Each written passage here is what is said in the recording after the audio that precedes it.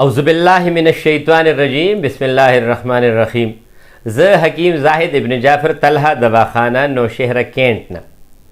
زمونږ موضوع نن دا ده چې هغه زنانه او هغه نارینه چې د هغوی هلکان نه وي او جینکې یې زیاتې وي، نو دا وجه د چا وي؟ په دې ما په اردو کې 2 پروګرامونه کړي دي، په پښتو کې ما کړي دي، خو تاسو پورا ویډیو ګورئ نه او بار بار زما نه تپوسونه کوئ، نو زه تاسو ته نن دا تفصیلي ویډیو بیا جوړم. ما ته نن هم د کراچۍ نه، تقریبا د انګلینډ نه، د بهر نه هم ډېرو خلکو فونونه وکړه، میسیجونه یې وکړه په وټسپ باندې، په سیل نمبر باندې چې حکیم صاحب زمونږ هغه یو قسمت وي چې حکیم صاحب موږ 15 وروڼه یو او دغه یو صرف جینکې دي او دغه نورو ټولو زامن دي، نو دا ولې د دې تعلق چا سره؟ نو زه بل واده وکړم که څه چل وکړم. نو دا یو خبره یاد ساتئ. لومبې قرآن کې دا تاسو ته زه همیشتن په هر یو ویډیو کې د قرآن د سورې شورا دا آیت لومبې ویم.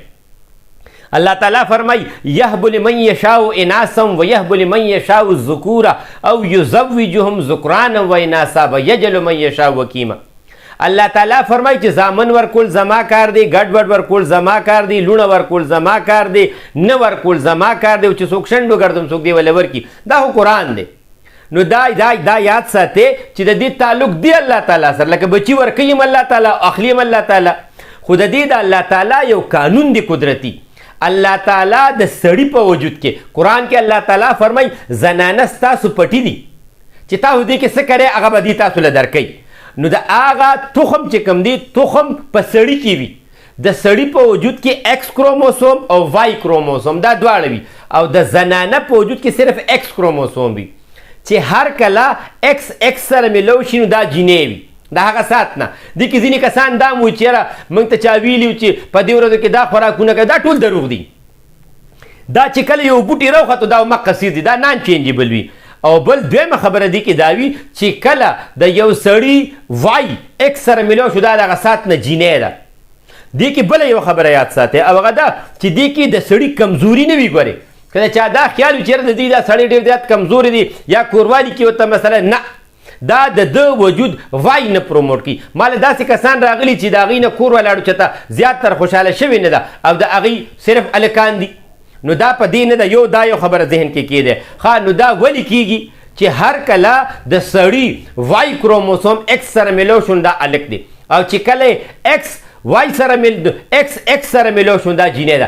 حالانکه د قدرت شان ته وګورئ چې الله تعالیٰ د سړي په وجود کې ایکس کروموسوم او وائی کروموسوم دواړه ایښي دي، پکار دی چې دا دواړه هلته ملاوي دی، بس صرف هلکان به، خو نه، دا د الله تعالیٰ قدرت دی چې الله تعالیٰ دا انسانان په دې پوه چې دا زما اختیار دی، او دا چې کله ستا د زنانه ایکس سره ملاویږي نو هله به هلک او جینۍ وي، که نه اړو کېږي نه. بیا ځینې زنانه دي کې داسې هم وي چې د هغوی په سپغس کې دا بیماري وي چې د هغوی هلکان ضایع کېږي او جینکې یې پاتې کېږي.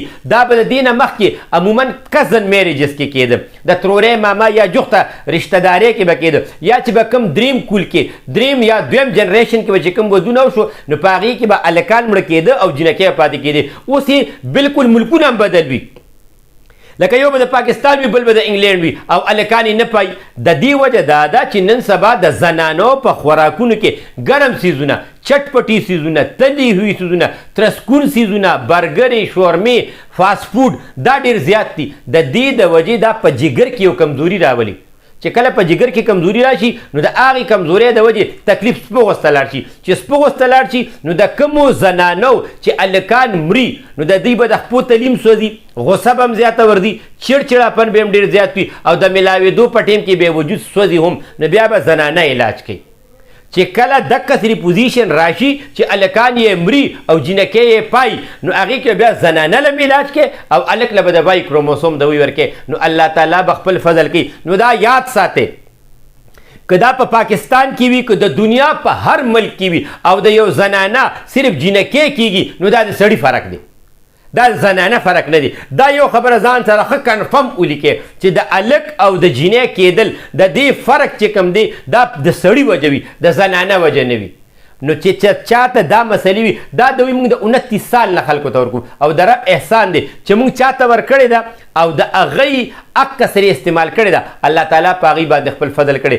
زما د وټسپ نمبر دی بل سوري دې کې بل یو خبر ده چې ټول خلک ویل حکیم صاحب موږ کم ټیسټ وکړو چې هغې کې دا پته ولګي. زما د علم مطابق تر اوسه پورې په پاکستان کې داسې ټیسټ لا نشته، بهر امریکا کې شته، ځکه چې دغه ځای نه ماته یو فیمیل ټلیفون کړی چې دلته دا ټیسټ چې به تا ته وایي چې ستا ایکس کروموسوم څومره دي او وائی دې څومره دي. په پاکستان کې دا ټیسټ په یو لیبارټ تر اوسه نشته او که وي نو ماته پته نشته، خو تر اوسه پورې چا دا لا نه دي ویلي. نو هغه چې د چا 45 یا 2-3 لوڼه وشي نو د دې مطلب دی چې دوی په وجود کې ایکس کروموسوم زیات دي او وائی نشته. نو د وائی د علاج وکړي، د الله تعالی نه به دعا وکړي، الله به خپل فضل کوي.